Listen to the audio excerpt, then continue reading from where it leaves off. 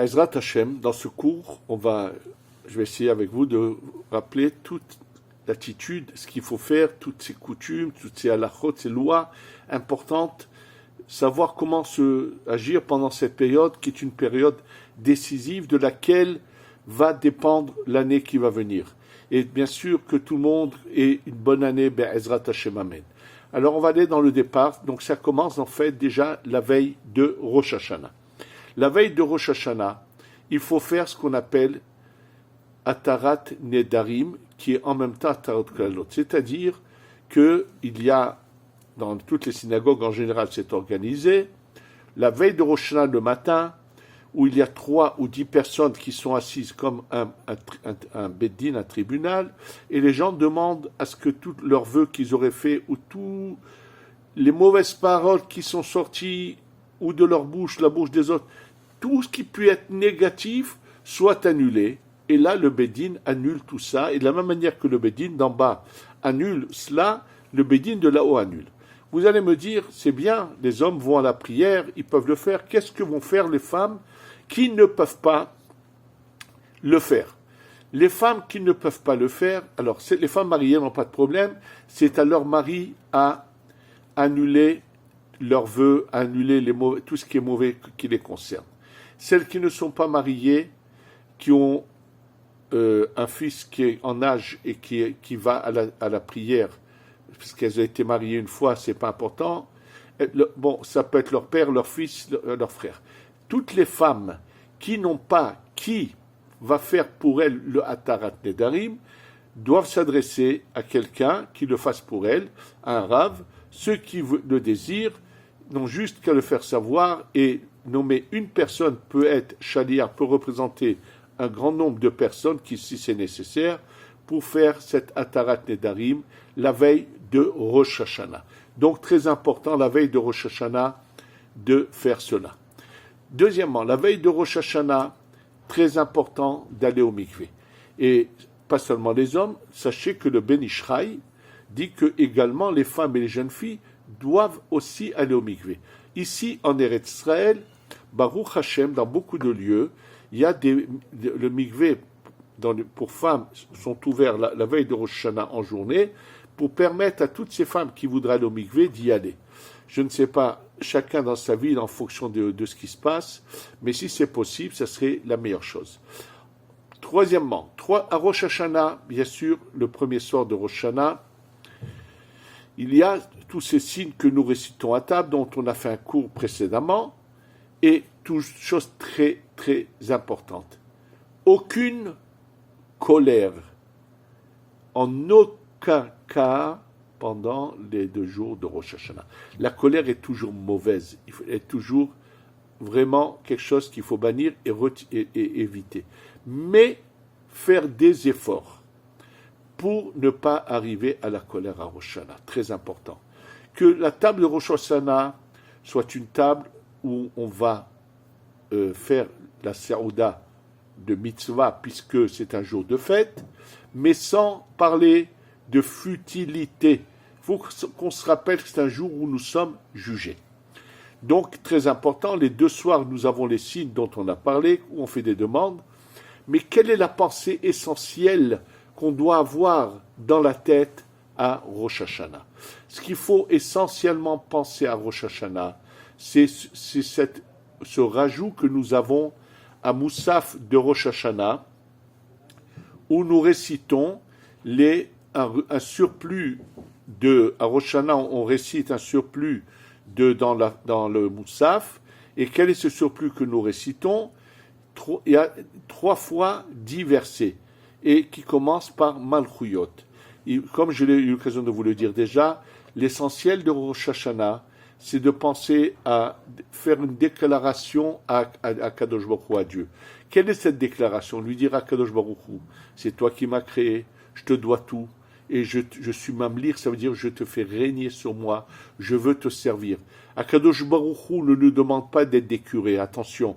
Akadosh Baruch Hu ne nous demande pas de la privation. Akadosh Baruch Hu nous demande de bien gérer nos organes et nos paroles, notre vue, c'est-à-dire de bien nous gérer dans la marche à suivre que Akadosh Baruch Hu, Dieu nous a donnée.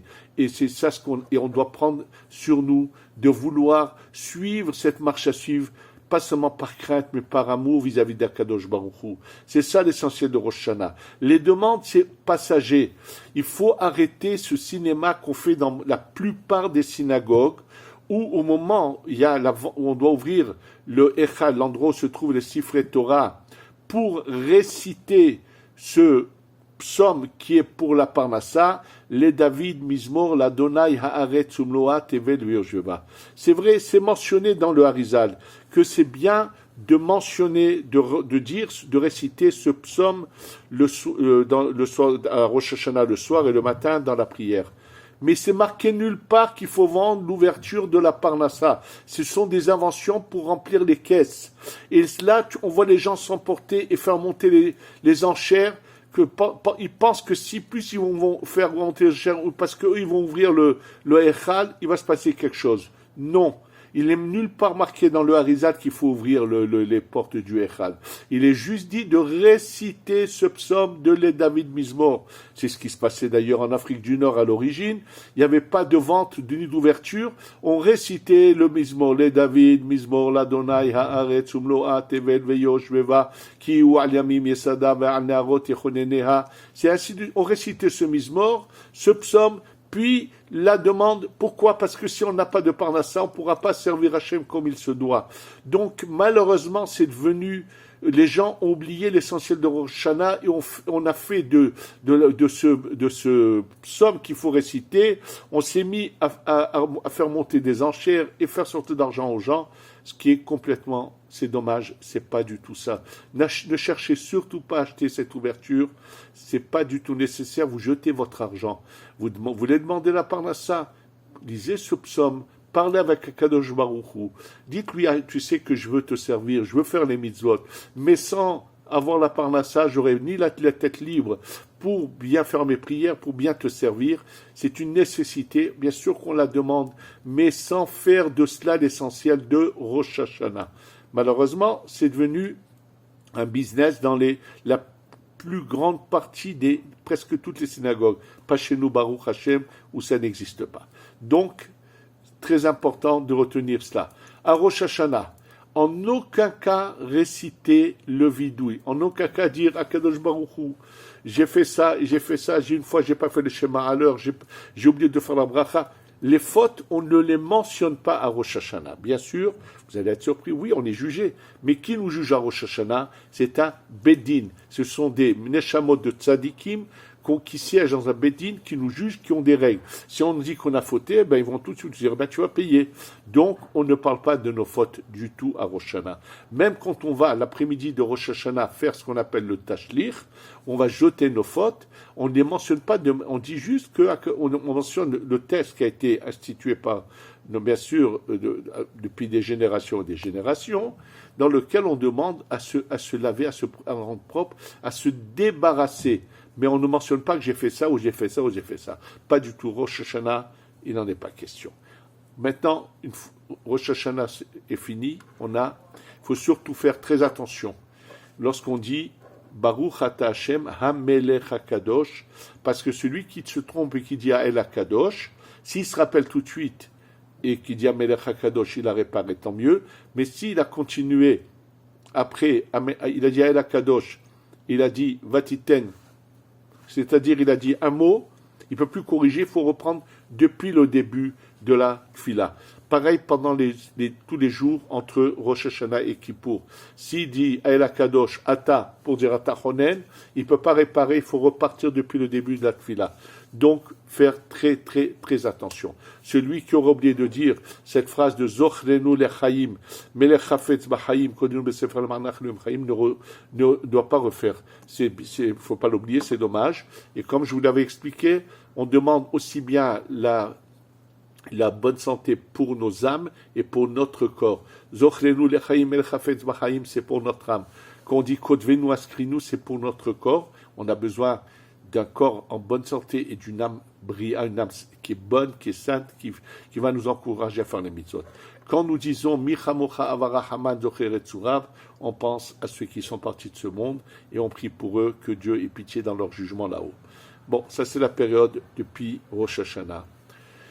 Et pendant ces jours-là, entre Rosh Hashanah et Kippour, celui qui veut jeûner, il fera un jeûne, comme il dit le Ben Ish Chai, uniquement du matin au sommet, pas de 24 heures. Parce que pendant cette période-là, il faut réparer aussi tout ce qui concerne la consommation des aliments. Et c'est pour cela que, étant donné que le 10e jour de ces 10 jours, nous ne pouvons pas manger puisqu'on est dans Kippour pour réparer la faute du veau d'or, la veille de Kippour, il n'est pas dit qu'il faut manger des quantités, il faut manger plusieurs fois pour faire beaucoup de brachot, pour rattraper les brachot que nous avons manqués entre Rosh Hashanah, le 10e jour. Ça, c'est de Rosh Hashanah jusqu'à Kippour. Ensuite, au lendemain de Kippour, on se prépare bien sûr à la fête de Sukkot. Et là, il faut savoir qu'il faut, le loulav, les trogs, toutes ces choses-là, les acheter, les avoir pour soi. Et je voudrais vous dire que lorsqu'on prend le loulav et qu'on le fait monter vers le haut et qu'on le redescend, il faut que l'extrémité du loulav nous touche ici à la poitrine. Il faut toucher, pas le faire dans l'air, mais il faut monter, redescendre et toucher avec l'extrémité du loulav, ici, la partie qui est là, de la poitrine. Très important, c'est marqué dans le Harizal que c'est comme ça qu'il faut faire. Très important. Sukkot, il faut bien sûr absolument manger dans une souka, surtout quand on doit faire motzi. Alors, il faut trouver des solutions pour manger dans la souka à tout prix à Sukkot. Le premier soir, c'est impératif de faire motzi, de manger dans la souka.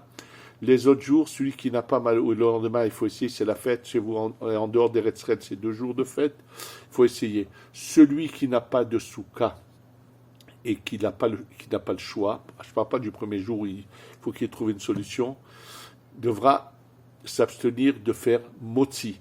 Parce que s'il ne fait pas motzi, il mange quelques petites choses comme ça, là, il peut, s'il n'a pas le choix, de ne pas manger la souka. Ce qu'il faut savoir, c'est que tous ceux qui ont la possibilité, surtout ici en Eretz Israël, où il fait bon, chez les gens ont des soukottes qui sont attenantes à la maison, tout celui qui peut, qui n'a pas de problème, a l'obligation de dormir dans la souka. Oui, c'est une obligation qui est mentionnée dans le Shulchan Aruch. Et on doit appliquer le Shulchan Aruch. Il faut savoir que c'est une obligation. Tout celui qui peut a l'obligation de dormir dans la souka. Et il faut le savoir, le Shulchan Aruch, c'est ça c'est notre marche à suivre, et c'est tout. Donc pendant cette période de Sukkot, voilà ce que nous devons faire. Arrivé à la fin de Sukkot, nous avons ce jour qui s'appelle Hosha'ana Rabbah. Alors le soir de Hosha'ana Rabbah, tout celui qui peut rester toute la nuit, tant mieux. Celui qui ne peut pas rester toute la nuit réveillé, alors essaye depuis le début de la soirée jusqu'au milieu de la nuit, s'arranger à lire le livre de Devarim. Le livre de Devarim, le lire en entier, puisque c'est grâce à ce livre que va être finalement scellé notre sort de manière définitive. Il y aura encore un rattrapage, mais très difficile après. Celui qui peut rester, ensuite, il y a les télim sont lus avec des demandes, c'est en fonction de chacun. Le plus important, c'est de faire une bonne fila le jour d'Hosha'ana Rabbah, puisque c'est le moment où ça va être définitif, et qu'ensuite, les feuilles de route vont être données aux anges qui vont devoir mettre en application ce qui a été décrété pour nous. Et ce qui se passe, c'est que le jour de Simchat Torah, il y a comme une sorte d'union entre Akadosh Baruch Hu et le peuple. C'est un mariage, et c'est pour ça qu'il y a ces danses et cette joie qui se passe, qui est bien sûr la joie de montrer qu'on est heureux d'être l'épouse d'Akadosh Baruch Hu. Oui, on montre à Akadosh Baruch Hu combien nous sommes contents et heureux d'être considérés comme son épouse. Et là, c'est bien sûr, ça a été le dernier virage, c'est fini. Donc c'est une période où il faut faire quand même attention à tout. Par exemple, le Shulchan Aruch mentionne, je vous donne un exemple, il dit que même celui qui toute l'année ne peut pas manger du pain qui est caché, mais qui n'est pas cuit par un juif. Il n'est pas évident de trouver des boulangeries où le four a été allumé par des juifs. Il y a des tolérances, il y a énormément de tolérance pour le pain, qui à l'origine, ça avait été un décret pour pas qu'il y ait des mariages mixtes, mais sur laquelle il y a eu beaucoup de tolérance. Et là, le Shulchan Aruch dit que même celui qui toute l'année s'appuie sur ces tolérances qu'a écrit le Shulchan Aruch, ça serait bien que pendant cette période entre Rosh Hashanah et Kippour, de s'arranger à manger du pain qui a été cuit par un juif. C'est juste une manière de montrer à Kadosh Baruch Hu que si on pouvait, on le servirait dans le moindre détail, avec ses chumrot, ses hidurim. Mais on ne peut pas vivre dans la tension toute l'année. Il faut vivre détendu, sans tension. Donc c'est juste une manière de manifester à Kadosh Baruch Hu notre désir de lui montrer notre amour, notre attachement à lui, mais qu'on ne peut pas appliquer toute l'année. Et c'est pendant toute cette période, en fait, qu'il faut le faire. C'est pour ça que c'est important que depuis Rosh Hashanah jusqu'à Simchat Torah, de faire un peu plus attention, d'être plus proche, mieux faire nos prières, montrer à Kadosh Baruch Hu est très important. De prendre des décisions, des choses positives sur lesquelles on ne faisait pas attention, de s'engager à les respecter pendant cette période et qu'on va mettre ensuite en application. Comme le dit le Pele Yoet, il dit celui qui, après Rosh Hashanah, après Simchat Torah, revient à la même vie qu'il menait avant, il n'a rien changé, il ne s'est pas amélioré. Ça veut dire que même ces moments d'émotion, de tchouva qu'il a eu pendant cette période, il dit c'est le Satan qui lui a fait faire, parce qu'il sait qu'ensuite il va récupérer toutes ces parcelles de lumière qu'il lui a fait prendre pendant cette période. Il dit la preuve que c'est une volonté personnelle, c'est si on s'améliore d'année en année. Et attention, chose très importante pour laquelle je vais finir, c'est Kippour ne pardonne pas, Akjourou ne pardonne pas à ceux qui ne demanderont pas pardon à leur prochain. Et malheureusement, j'ai eu une question très douloureuse et qui m'a beaucoup peiné d'entendre ça. Quelqu'un m'a appelé juste aujourd'hui, hier, je ne me souviens pas. Il a été trahi par son épouse et bien sûr, il m'a dit c'est dans quelques jours, il va lui donner le guet. Elle l'a trompé. Et il m'a dit, j'ai du mal à lui pardonner. Je lui dis, est-ce qu'elle a vraiment du regret? A-t-elle vraiment demandé Mehila? Il m'a dit non. Elle a demandé un pardon comme ça, par un peu de crainte d'avoir des représailles d'en haut. Je lui dis tout le temps qu'elle ne vient pas reconnaître ses erreurs, demander pardon, parce que doit demander pardon à Dieu, mais Dieu ne lui pardonnera pas sa faute tout le temps qu'elle n'obtiendra pas le pardon de son mari dans ce cas-là. Il en est de même, le Kaf HaChaim ramène qu'un homme qui a été avec une femme mariée, et à cause de lui, cette femme a divorcé, doit demander pardon au mari de cette femme. Sans le pardon du mari de cette femme, même s'il fait teshuva, ça ne marchera pas. Ça veut dire qu'il faut faire très attention à ce qu'on appelle Ben Adam la Havero, obtenir le pardon de ceux à qui on aurait pu offenser, faire du mal, voler, ou tout ce qu'on a pu faire vers notre prochain. Et surtout quand on fait des fois des choses pas très claires dans les affaires, on se donne des tolérances, faire attention, il faut mieux se rendre ce qu'on a pris qui ne nous revient pas à 100%, faire attention à cela. Et si on fait attention à tout cela, alors Be'ezrat Hashem, Shetiye Shana Tovom Borechet pour vous et tout l'Am Israël. Amen ve Amen.